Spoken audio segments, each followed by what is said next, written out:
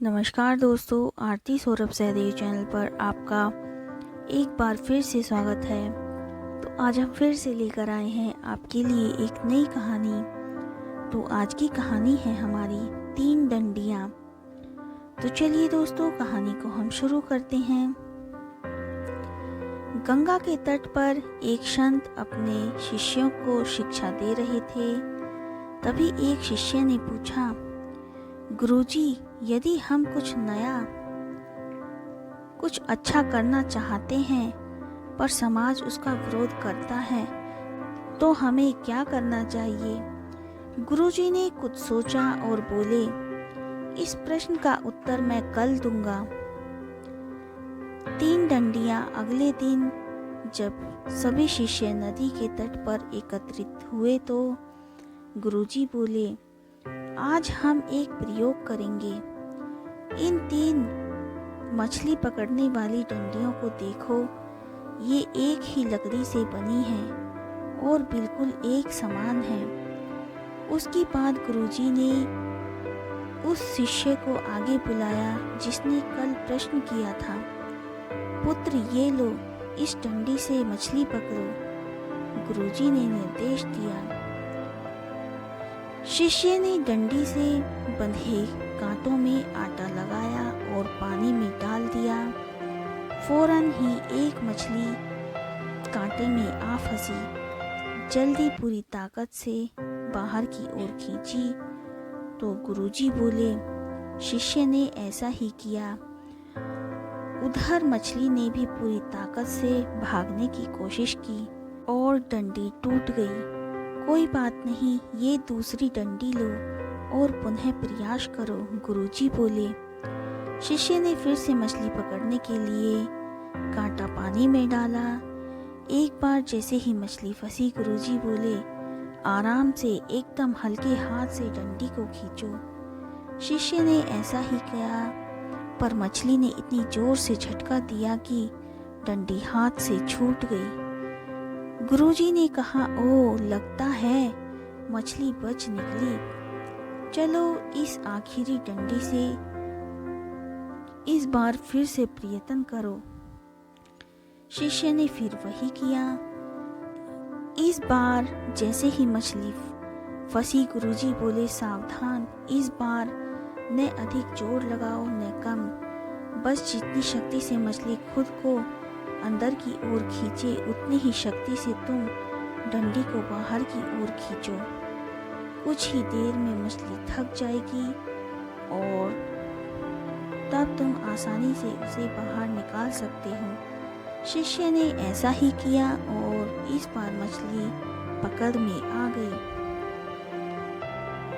गुरुजी ने बोलना शुरू किया, ये मछलियाँ उस समाज के समान हैं जो आपके कुछ करने पर आपका विरोध करता है। यदि आप इनके खिलाफ अधिक शक्ति का प्रयोग करेंगे तो आप टूट जाएंगे। यदि आप कम शक्ति का प्रयोग करेंगे तो भी वे आपको या आपकी योजना को नष्ट कर देंगे। लेकिन यदि आप उतने ही बल का प्रयोग करेंगे जितने बल से वो आपका विरोध करते हैं, तो धीरे धीरे वे थक जाएंगे और हार मान लेंगे और तब आप जीत जाएंगे। इसलिए कुछ उचित करने में जब ये समाज आपका विरोध करे तो समान बल का प्रयोग का सिद्धांत अपनाइए और अपने लक्ष्य को प्राप्त कीजिए। वर्षों की मेहनत के बाद एक किसान ने एक सुंदर बगीचा बनाया। बगीचे के बीचों बीच एक बड़ा सा पेड़ था जिसकी छांव में बैठकर सुकून का अनुभव होता था। एक दिन किसान का पड़ोसी आया।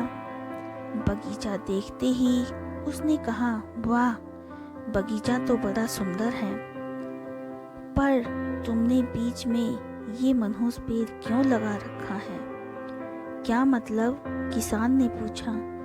अरे क्या तुम नहीं जानते, इस प्रजाति के पेड़ मनहूस माने जाते हैं। ये जहाँ होते हैं वहाँ अपने साथ दुर्भाग्य लाते हैं। इस पेड़ को जल्दी से जल्दी यहाँ से हटाओ, पड़ोसी बोला। यह बोलकर पड़ोसी तो चला गया, पर किसान परेशान हो गया।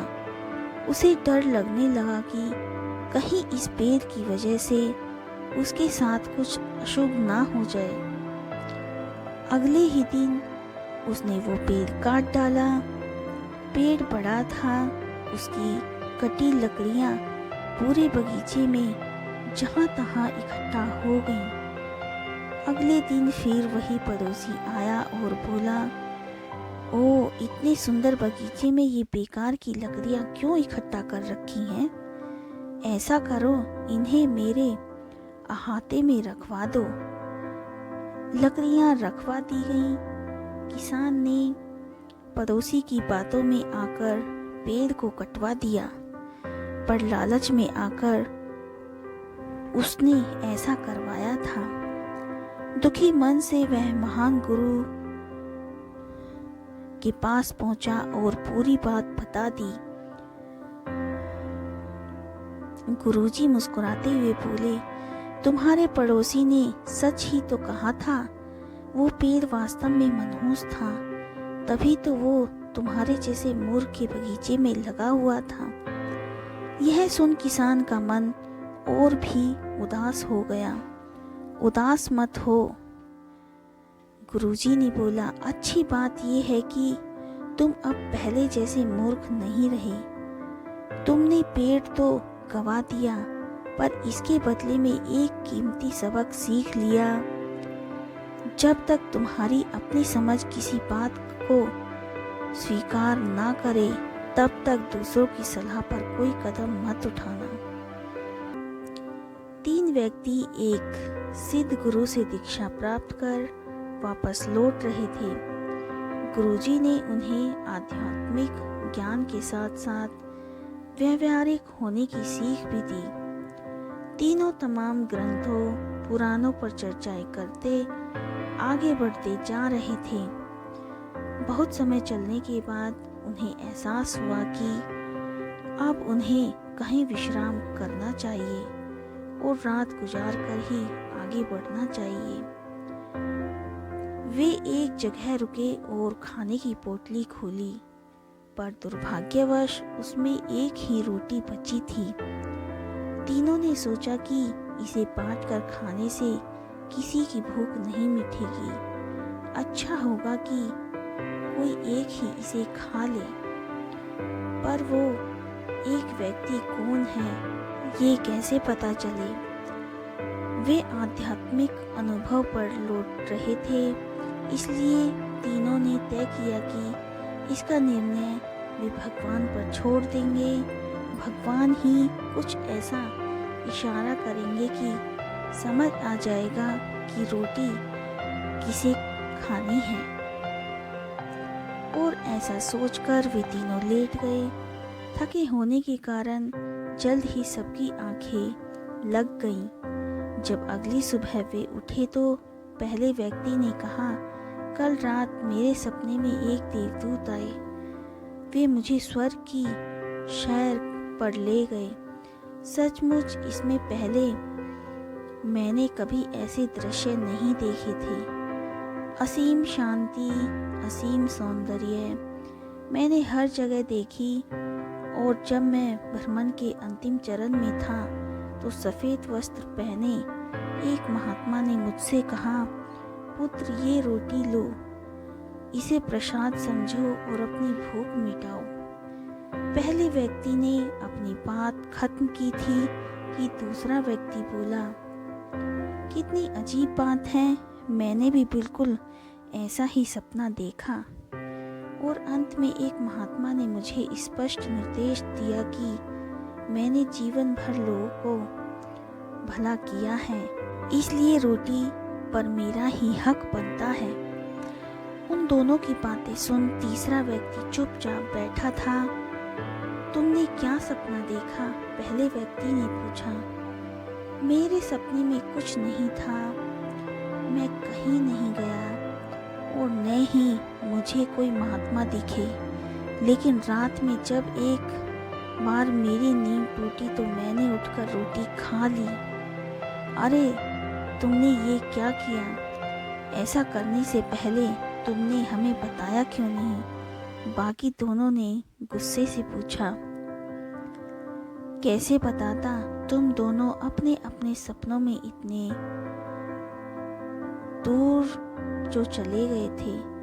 तीसरे व्यक्ति ने कहा, और कल ही तो गुरुजी ने हमें बताया था कि आध्यात्मिक ज्ञान के साथ साथ व्यवहारिक ज्ञान का महत्व समझना चाहिए। मेरे मामले में भगवान ने जल्द ही मुझे संकेत दे दिया कि भूखों से मरने से अच्छा है कि रोटी खाकर ही मरा जाए, और मैंने वही किया। एक बुद्धिमान व्यक्ति अपने गांव के बाहर बैठा हुआ था। एक यात्री आया और उससे पूछा, इस गांव में किस तरह के लोग रहते हैं, क्योंकि मैं अपने वर्तमान गांव से स्थानांतरित होकर दूसरे गांव में बसना चाहता हूँ। बुद्धिमान व्यक्ति ने पूछा, आपके गांव में किस तरह के लोग रहते हैं जहां से आप स्थान बदलना चाहते हो? उस आदमी ने कहा, वे मतलबी, क्रूर और कठोर स्वभाव के लोग हैं। तब बुद्धिमान व्यक्ति ने कहा, इस गांव में भी उसी तरह के लोग रहते हैं।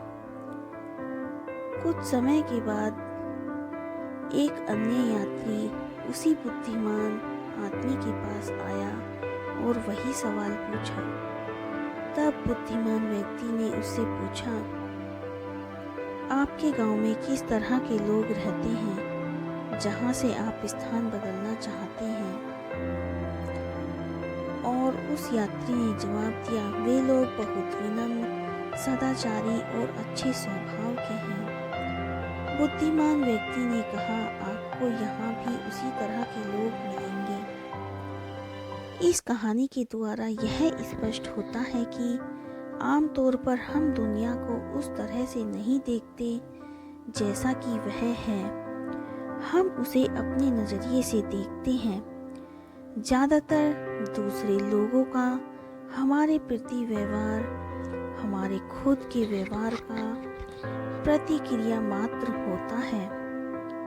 हमारे लोगों के प्रति जैसा नज़रिया होगा, लोगों का भी हमारे प्रति वैसा ही नज़रिया होगा। एक राज्य में एक बहुत ही अच्छा राजा राज करता था। वह अपनी प्रजा को अपनी संतान की तरह चाहता था। वह अमीर गरीब में कोई भेद नहीं करता था। वह सबकी शिकायतों को ध्यान से सुनता था। एक बार राज्य का एक लकड़हारा ने राजा से शिकायत की, महाराज, आप कहते हैं कि आप सब मनुष्यों के समान रूप से व्यवहार करते हो। मैं दिन भर कठिन परिश्रम करके 1-2 रुपये मजदूरी पाता हूँ, जबकि आपका एक राज कर्मचारी न कोई खास काम करता है, दिन भर धूप सेकता है, फिर भी 500 रुपये कमाता है। इसमें इतना अंतर क्यों? तभी राजा ने देखा कि सामने एक गाड़ी जा रही थी। राजा ने उस लकड़हारे से कहा, जाओ उस गाड़ी वाले से पूरी सूचना लेकर आओ। लकड़हारा खुश हो गया, मन ही मन सोचा, भला यह भी कोई काम है। उस गाड़ी वाले से पूछकर आया और राजा को आकर बताया, महाराज, उस गाड़ी में चावल जा रहा है। राजा ने कहा, सो तो ठीक है, लेकिन वह जा कहाँ रहा है? लकड़हारा फिर पूछने गया और पूछ कर आया और महाराज को बताया, महाराज, वह अगले शहर को जा रहा है। राजा ने पूछा, और चावल लेकर आ कहाँ से रहा है? लकड़हारा बोला, अभी पूछकर आता हूँ। इस तरह से 10 बार में लकड़हारा 10 बात पूछकर आया और भागता रहा। अब राजा ने अपने एक राज कर्मचारी को बुलाया और कहा, अभी यहाँ से चावल से लदी एक गाड़ी गई है, जाइए और उसके बारे में सूचना लेकर आइए। उस कर्मचारी ने राजा से कहा, जी महाराज, कुछ देर पहले मैंने उस गाड़ी को जाते देखा था।